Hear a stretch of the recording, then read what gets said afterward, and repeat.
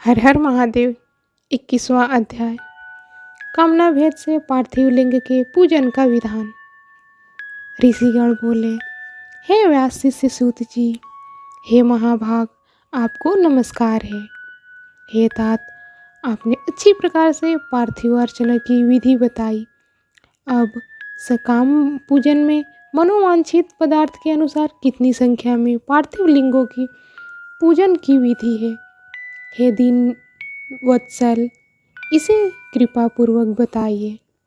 तब सूत जी बोले, हे ऋषियों, आप सब लोग पार्थिव पूजन की विधि का श्रवण करें, जिसका अनुष्ठान करने से मनुष्य कृतकृत्य हो जाता है। पार्थिव लिंग के पूजन को छोड़कर जो अन्य देवों के यजन में लगे रहते हैं, उनकी वह पूजा तप और धन आदि व्यर्थ हो जाता है। अब मैं कामना के अनुसार पार्थिव लिंगों की संख्या बताता हूँ। हे मुनि श्रेष्ठ, अधिक संख्या में अर्चन तो निश्चय ही फलदायी होता है। प्रथम आवाहन, तब प्रतिष्ठा, तदंतर सभी लिंगों का पूजन अलग अलग करना चाहिए। लिंगों का आकार तो एक समान ही रखना चाहिए। विद्या प्राप्ति की कामना से पुरुष भक्तिपूर्वक 1000 पार्थिव शिवलिंगों का पूजन करे। इससे निश्चय ही उस फल की प्राप्ति हो जाती है। वैसे ही धन चाहने वाले पुरुष को उसके आधे यानी कि 500 और पुत्र चाहने वाले को 1500 और वस्त्रों की आकांक्षा वाले को 500 शिवलिंगों का पूजन करना चाहिए।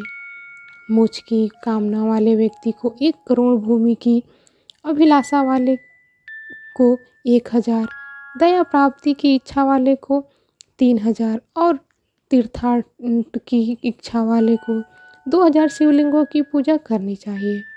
मित्र प्राप्ति की इच्छा वाले को 3000 और अभिचार कर्मों में 500 से लेकर 1000 तक पार्थिव शिवलिंगों के पूजन की विधि है। बंधन से छुटकारे की इच्छा से 1500 और राजभय से मुक्ति की इच्छा से 500 शिवलिंगों का पूजन बुद्धिमानों को जानना चाहिए। चोर आदि के संकट से बचने के लिए 200 और डाकिनी आदि के भय से मुक्ति के लिए 500 पार्थिव शिवलिंगों का पूजन बताया गया है। दरिद्रता से छुटकारा के लिए 5000 और सभी कामनाओं की सिद्धि के लिए 10,000 पार्थिव शिवलिंगों का पूजन करना चाहिए। हे मुनि श्रेष्ठों, अब मैं नित्य पूजन विधि बताता हूँ, आप लोग सुनिए।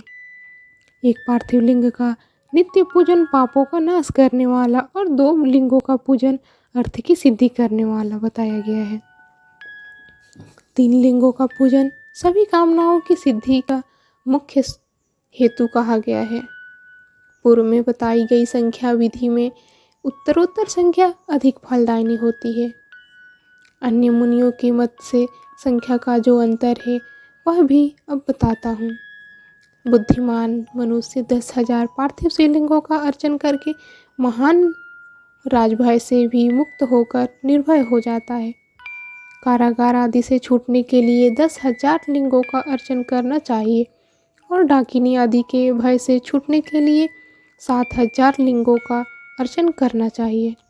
पुत्रहीन पुरुष 55,000 शिवलिंगों के अर्चन करें।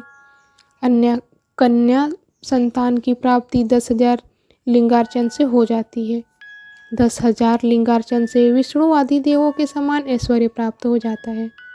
10,000 शिवलिंग अर्चन से अतुल संपत्ति प्राप्त हो जाती है।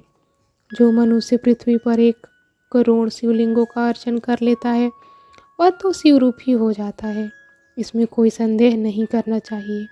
पार्थिव पूजा करोड़ों यज्ञों का फल प्रदान करने वाली है, इसलिए सकाम भक्तों के लिए यह भोग और मोक्ष दोनों प्रदान करती है। जिस मनुष्य का समय रोज बिना लिंगार्चन के व्यतीत होता है, उस दुराचारी और दुष्टात्मा व्यक्ति की महान हानि होती है।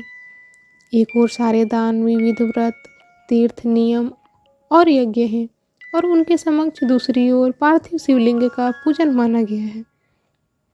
कलयुग में तो जैसा श्रेष्ठ लिंगार्चन दिखाई देता है वैसा अन्य कोई साधन नहीं है। यह समस्त शास्त्रों का निश्चित सिद्धांत है। शिवलिंग भोग और मोक्ष देने वाला और विविध आपदाओं का निवारण करने वाला है। इसका नित्य अर्चन करके मनुष्य शिव सायुज्य प्राप्त कर लेता है। महर्षियों को शिव नाममय इस लिंग की नित्य पूजा करनी चाहिए। यह सभी लिंगों में श्रेष्ठ है, इसलिए विधान पूर्वक इसकी पूजा करनी चाहिए। हे मुनीश्वरों, परिणाम के अनुसार लिंग 3 प्रकार कहे गए हैं, उत्तम, मध्यम और अधम। आप लोग सुने, मैं बताता हूँ। जो 4 अंगुल ऊंचा और देखने में सुंदर हो और वेदी से युक्त हो, उस शिवलिंग को शास्त्रज्ञ महर्षियों ने उत्तम कहा है। उसे से आधा मध्यम और उससे भी आधा अधम माना गया है। इस तरह 3 प्रकार के शिवलिंग कहे गए हैं जो उत्तरोत्तर श्रेष्ठ है। हर हर महादेव।